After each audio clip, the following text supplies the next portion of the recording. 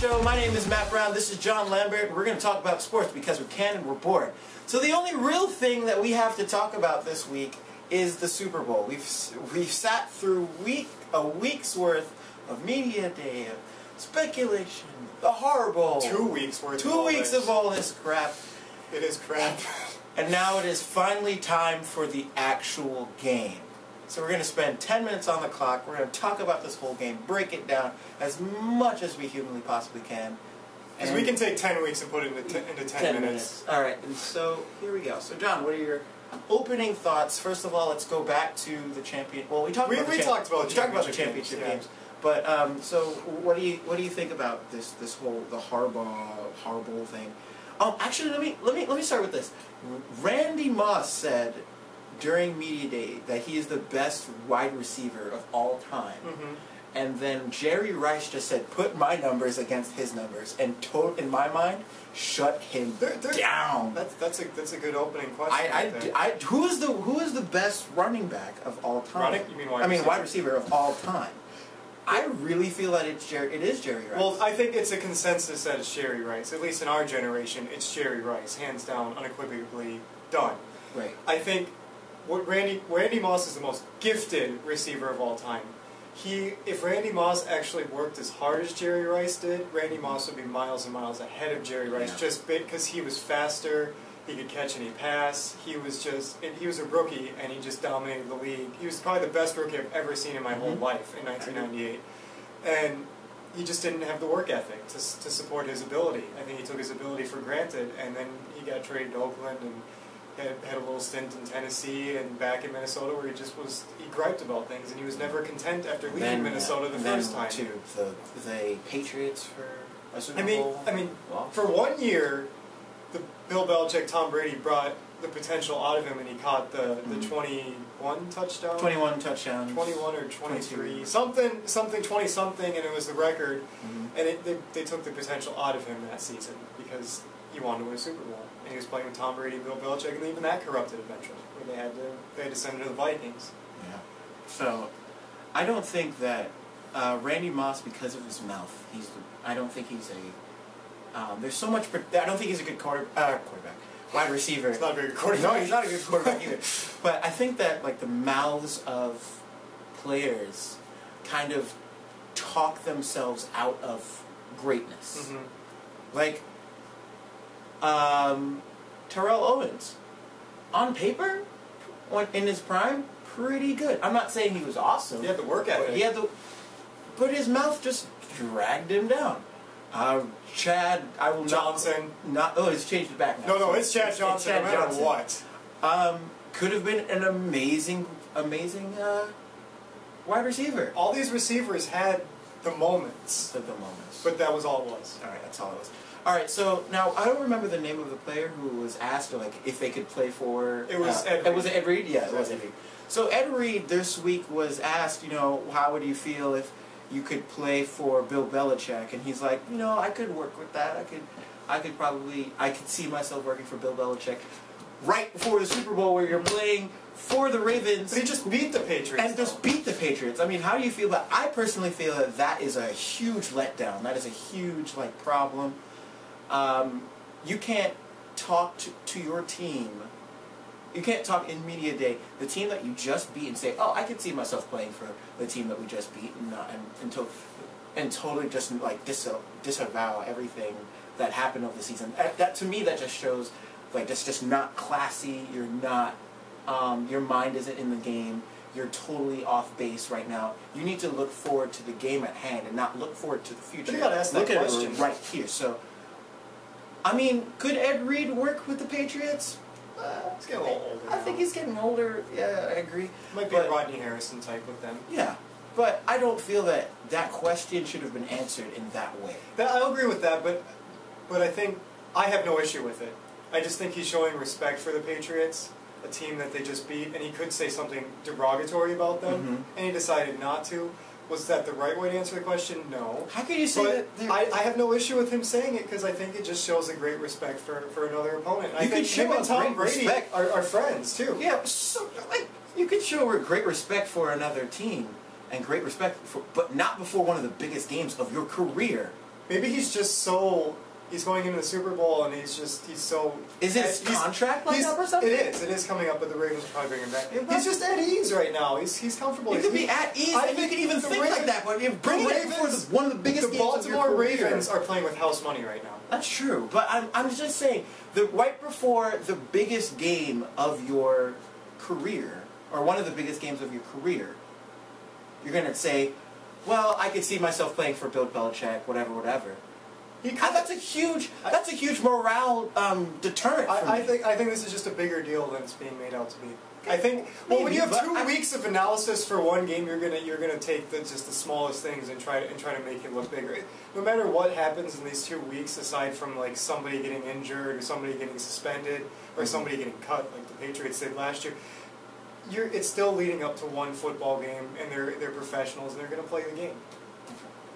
Gotta win to play the game. I mean, you gotta play to win the game. Thank you, Harlan. Gotta play to win the game. You gotta play to win the game. How about them Cowboys? No, I'm just kidding. Cowboys. He said that on Sports Nation this week. No one watches that show. No one watches. I think less people watch Sports Nation than our show. Oh, and I don't. I wish that was true. All right, so I'll kind of ask the next question. Joe Flacco, Colin Kaepernick. These aren't obviously ideal superstar heavyweight quarterbacks. No. What's your take on the quarterback matchup or anything leading into it? I feel that Joe Flacco, I believe, has the better arm. Yeah. I believe that Joe Flacco will... Kaepernick was drafted in baseball. Baseball, though. Yeah, he had like 94, 95 He can throw faster. Joe Flacco can throw farther. He was drafted to the Cubs. Something like that, yeah. The Cubs. He was drafted for the Cubs.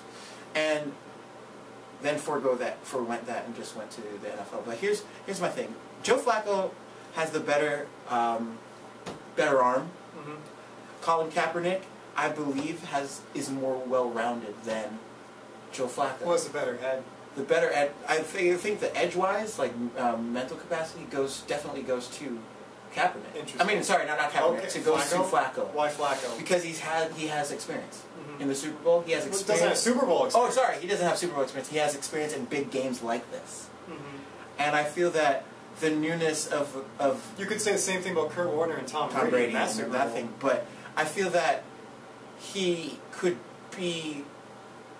I think the newness of everything for Kaepernick, he's gonna make those silly mistakes. He hasn't made. He hasn't. I kind of feel he hasn't yet, but I feel that he's bound to make mistakes, and he might throw an interception or two in the game on Sunday. However, if I was going through like the whole well-roundedness, I'm giving the ball to Kaepernick because I feel like his legs will lead the. But this I'm not picking the game yet, but his legs. This Ravens defense can, because both teams have great defenses that can punch you in the mouth, but the other team can punch back. I feel like both of these teams going into the playoffs have faced teams that they can punch and just will back off, because that's what the Patriots did, that's what the Colts did, that's what the Packers did, Falcons did. Not necessarily the Broncos, but I think that this is two teams that can really go heavyweight 15 rounds with each other, punching. Yeah. Punch for punch, and not get intimidated by the opponent. I'm not even speaking of quarterbacks, I'm just speaking in general. In general. So I would give the edge to Kaepernick for the game, for the whole game. Okay. Like, who do you got? Here's my take. I mean, right now we're in such a culture and in a sports media where we want to be instant everything, and we want to crown, like what I said last week, everyone wanted to crown Aaron Rodgers as the greatest thing who ever touched a football, and he won the Super Bowl, and he was automatically better than Brett Favre. No, not yet. He could be, but not, in my opinion, not yet. And we want to crown Colin Kaepernick as the next big thing, RG3, Russell Wilson as the greatest of the great. Like, their potential is through the roof. These guys are going to be invincible. I don't think that's the right perspective to look at a Colin Kaepernick. I mean, he's great. He's brought the 49ers Super Bowl. He's a great athlete. Have to remember, he's in his second year. Because just even go back to 2001, Tom Brady came out of nowhere in his second year and usurped Drew Bledsoe and took the Patriots Super Bowl. But nobody, when Tom Brady even won the Super Bowl on a game-winning clutch drive, everyone said, let's wait and see what this guy has long-term. And I think that's the right perspective to take on a Colin Kaepernick and even Joe Flacco. What's their long-term success rate? How many Super Bowls are they going to get? I'm not going to crown Colin Kaepernick anything right now, even if he wins the Super Bowl, he could win one and completely flame out, be Jeff Hostetler. You don't know. Yeah. And I don't think that's going to happen, but we have to remember the potential of that happening is still there because he's in his second season. Also, the potential for 5 or 6 Super Bowls are there, but Yeah. we'll see what happens in the future. Notice how we have not talked about Ray Lewis yet. Okay, go on. Ray Lewis, you hate him. I don't hate him. You dislike him. I don't have any respect for him. Okay. If Ray Lewis wins this game and drives off into the sunset, fine. If not, then it's no real big deal. John always it. Whoa! That was loud. Whoa! So we're out of time, but We're gonna keep going. We're gonna keep going for a little bit, not go over 15 minutes. Yeah. But I feel that he's not. He wins great, if not. All this talk for nothing. He is the reason why the Ravens are in this game. Not because True. of his play on the field, but because of his inspiration. This is Jerome Bettis all over again, it feels like. And winning that Super Bowl in Detroit against the Seahawks and all that. That's got that vibe to it. Yeah. Not the John Elway vibe. No. No, not in the slightest, because he's not a quarterback. True.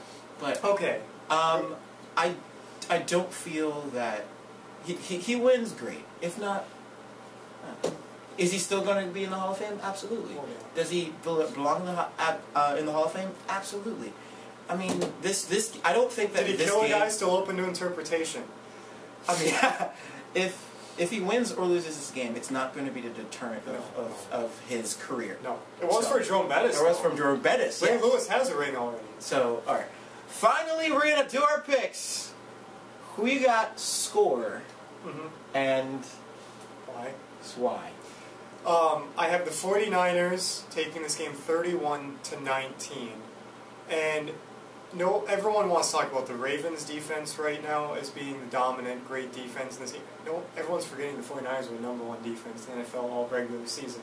Yeah. I feel like what I said earlier, the 49ers aren't going to back down like the Patriots did. They're going to punch right back with their defense and Patrick Willis and Justin Smith and all those players. And I just see them being a better team the whole game and keeping them arm's length away. Right. And Kaepernick will make plays. I think he'll run for one, throw one. I think he'll also throw 2 interceptions or 1 interception and a fumble. But you got Frank Gore, LaMichael James. It's just too much to stop the 49ers. Are the better team. Yeah. I've got 49ers 28, and I've got the Ravens at 17. So we're almost in complete agreement. Almost in complete, but it's. Along with what you said, the 49ers are just a more well-rounded team. You cannot win. You can win a game on defense, but I feel that Anquan Bolden and Ray Rice, they can't do everything.